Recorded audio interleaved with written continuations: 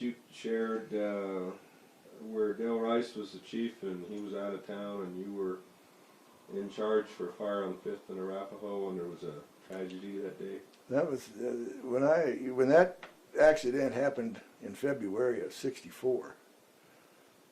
That was in February the 9th of '64, and that's when we had our first and only firefighter killed in the line of duty, and that was Bob Babcock.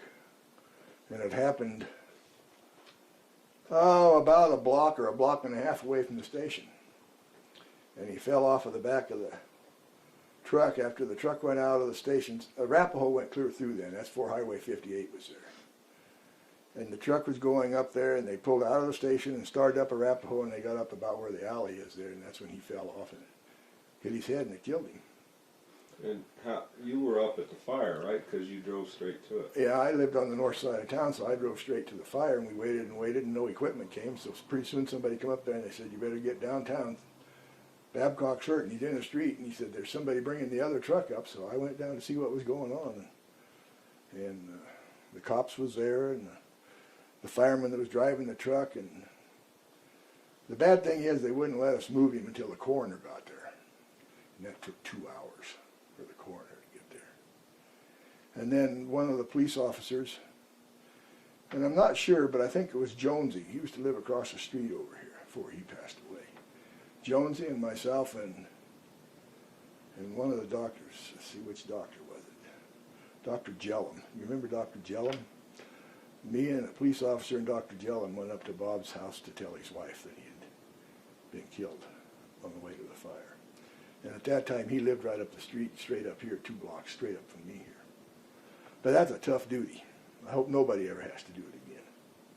Because he was, how old was he? Gosh, I don't know, but he had 2 kids, one about 4 and one about 2. Young kids and a wife? Yeah. Gosh, I don't know how old Bob was. He couldn't have been over probably about 30. I doubt, and he may not have been that old, but somewhere in that neighborhood. I wouldn't want anybody to ever have to do that. Tell us about that when you had to go. Pardon me? Tell us about when you had to go to Mrs. Babcock. Well, it was really tough. When she knew something was wrong, of course. I think somebody had called her before we got up to Bob's house. I'm not sure, but the doctor and myself and the police officer walked up to the door, and when she answered the door, she just, she had a real pale look on her face. She knew something was wrong. And we told her that Bob wasn't going to come home anymore, that he'd been killed on the way to the fire. And that was pretty tough. She took it pretty hard. And of course, I don't know where the little kids were. She must have had them off in the bedroom or somewhere. I don't know where they were at. But I think one was about 4 and the other one was about 2. It was tough duty.